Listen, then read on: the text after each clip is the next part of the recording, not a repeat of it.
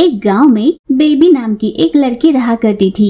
Baby गांव वालों की चहेती थी। बेबी अपनी माँ पावनी के साथ रहा करती थी। एक दिन पावनी ने अपनी बेटी बेबी से आकर कहा, बेटा बेबी, पूरे गांव में तुम्हारा कितना नाम है। गांव के सभी लोग जब तुम्हें पढ़ाई की देवी कहकर बुलाते हैं तो मुझे बहुत गर्व महसूस होता है। पता है, पिछली बार जब तुम पढ़ाई के सिलसिले में शहर गई थी, पड़ोस गांव से कोई आदमी आया था जिसने अपनी पड़ोस में रहने वाली वो सूर्या आंटी है ना, उनके पास जाकर पैसों के लिए उनसे लड़ने लगा। तब मैं उनके बीच उन्हें रोकने के लिए गई।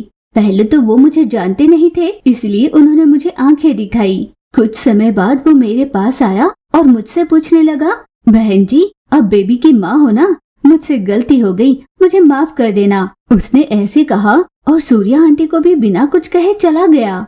बेटा, जीवन में हमेशा ऐसे ही रहना। हाँ माँ, जरूर, मैं ऐसा ही करूँगी।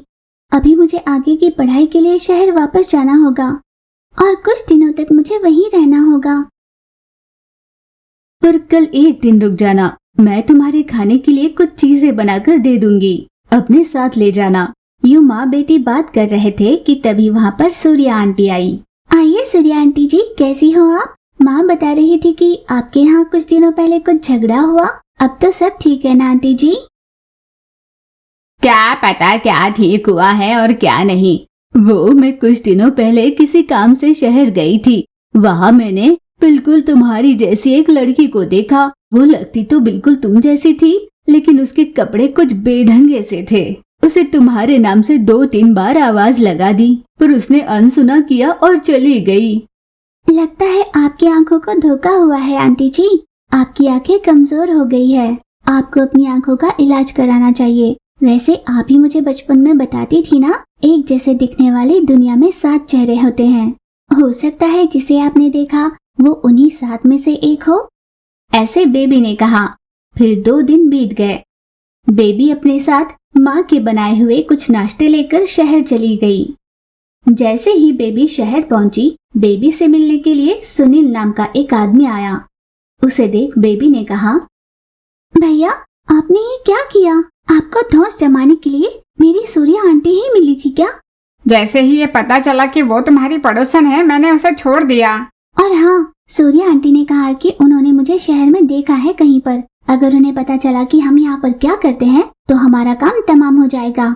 उन्हें पता चला तो वो चुप नहीं रहेंगी, पूरे गांव में आग की तरह ये बात फैला देंगी। पिछले कुछ सालों में मैंने गांव में जितना नाम कमाया है ना, सब पर मिट्टी मिल जाएगी। आगे से जब भी हम चोरी करें, हमें बहुत सतर्क रहना होगा। हम किसी को पता चलने देने की गलती नहीं कर सकते।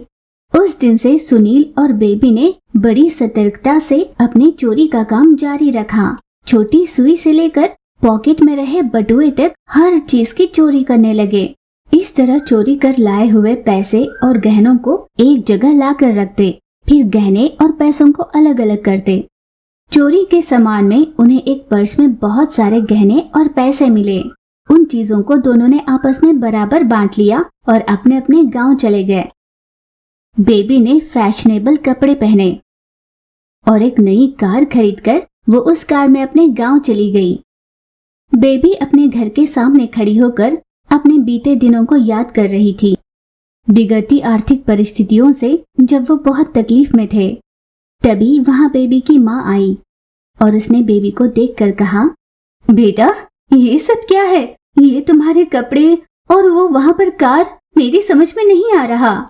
माँ, यही तो कहने आई थी मैं। दरअसल मैंने स्कूल में बहुत अच्छी पढ़ाई की, इसलिए स्कूल के संस्थान वालों ने मुझे नए कपड़े और कार दिया है। यूं माँ से बेबी ने झूठ कहा। फिर कुछ देर बाद वो सुनील से मिलने गई। भैया, अब तक हम दोनों ने मिलकर जो किया है, अब वो और नहीं करना। हमने चाहे सही किया हो या गलत, पर अब हम दोनों के पास बहुत सारे पैसे हैं। अब तक तो हमने मजबूरी की वजह से ये सब कर भी लिया, पर ये गुनाह है, जानने के बाद भी हम करते रहेंगे तो वो सही नहीं होगा। हाँ बेबी, आज तक अपने गांव में कोई भी ये नहीं जानता कि हम दोनों क्या करते हैं। हमारा गांव में बहुत अच्छा नाम है। हम इस चीज को और आगे नहीं ले जाएंगे। हम सही मायने में खुद की नजर में भी अच्छे बने, इसके लिए थोड़ा समय तो लगेगा। ऐसी कोई छोटी सी गलती भी अब नहीं करेंगे जिससे हम गलत साबित हो जाएं। अब अपने पास जितने भी पैसे हैं उनसे हम दोनों कोई अच्छा सा व्यापार शुरू कर लेंगे। हाँ भैया, सही कह रहे हो। अब हम अपने इन पैसों से कोई अच्छा सा व्यापार शुरू करेंगे और इज्जत से अपनी जिंदगी जिएंगे। इस तरह हर बार पैसे खत्म होने पर शहर जाना, पुलिस की आंखों में धूल झोंक कर चोरियां करना और डरते डरते गांव वापस आना, ये सब करना अब जरूरी नहीं है। हम बिना किसी घबराहट के अपने गांव में ही रहेंगे। ऐसा तय कर बेबी और सुनील अपने अपने गांव में उन पैसों से छोटा मोटा व्यापार शुरू कर लेते हैं। फिर उस दिन से ईमानदारी से अपनी जिंदगी गुजारी। बेबी नाम की एक गरीब लड़की एक गांव में अपनी माँ लीला के साथ रहा करती थी।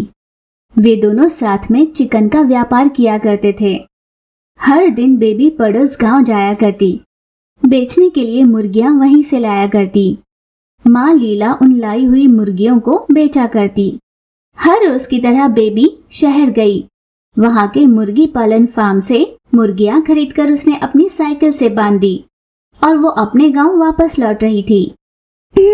मुर्गियों के दाम कितने बढ़ गए हैं। अब मुर्गी के दाम बढ़ने की वजह से अगर हमने मांस का भी दाम बढ़ा दिया तो लेने वाला कोई नहीं होगा, और हमने अगर कम दाम में मांस बेचा तो हमें तो फायदा ही नहीं होगा।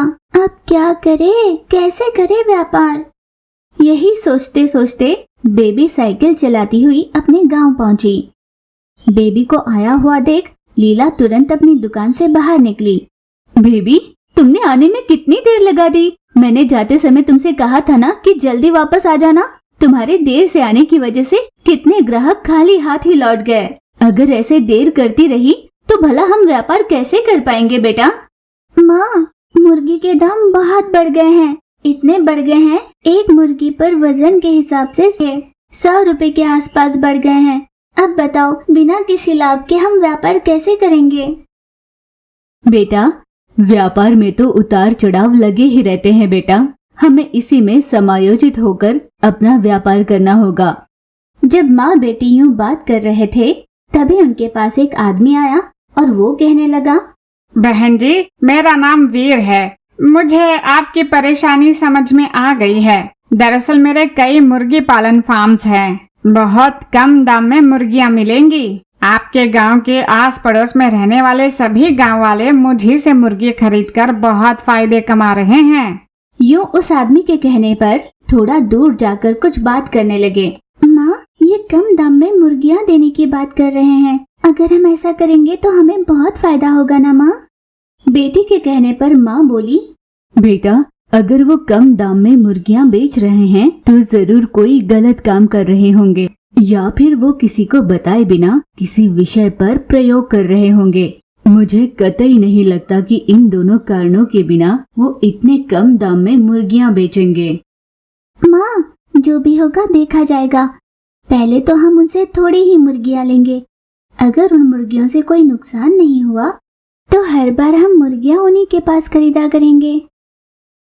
ठीक है बेटा, कहते हैं बच्चों की बातें भगवान की कही बातों से अलग नहीं होती।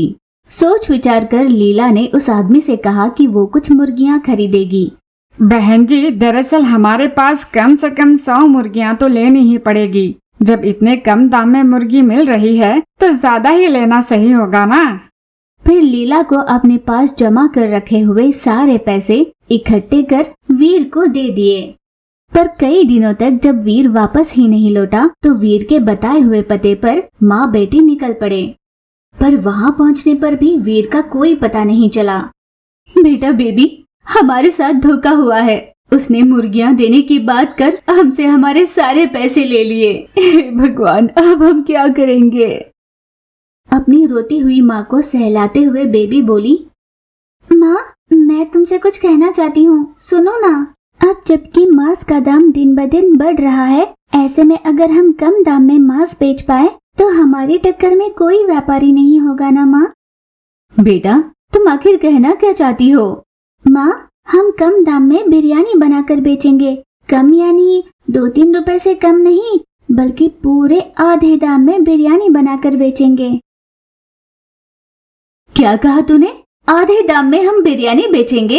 ये कैसे हो पाएगा? बेबी ने अपनी योजना के बारे में माँ को अच्छे से समझाया। बेबी के कहे मुताबिक उन दोनों ने मिलकर बड़े बर्तन में खूब सारी बिरयानी बनाई। अपने चिकन के उसी शॉप में दोनों बिरयानी बेचने लगे। बिरयानी ले लो बिरयानी, महकदार स्वादिष्ट लजीज लखनवी बिरयानी केवल 50 रुपए में। जहाँ चिकन के दाम आसमान छू रहे हैं, वहीं पर आप सबके लिए आपका मनपसंद लखनवी बिरयानी केवल 50 रुपए में। कम दाम में बिरयानी की बात सुनते ही लोगों की वहाँ पर भीड़ जमने लगी। इतने कम दाम में बिरयानी बेचने पर उन्हें ज्यादा फायदा तो नहीं हो रहा था, फिर भी ग्राहक बहुत ज्यादा आ रहे थे, इसीलिए उनका काम चल रहा था। यूं एक दिन लीला ने अपनी बेटी बेबी से कहा, जैसे तैसे तुमने अपने सूझबूझ और समझदारी से व्यापार को फिर से खड़ा कर दिया। माँ, अभी कुछ नहीं हुआ है, अभी तो हमने 50 रुपए प्लेट बिरयानी रखी है ना।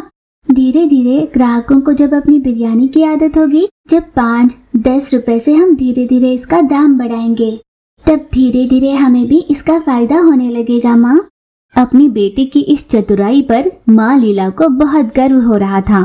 फिर धीरे धीरे उनके पास ग्राहकों की संख्या बढ़ने लगी।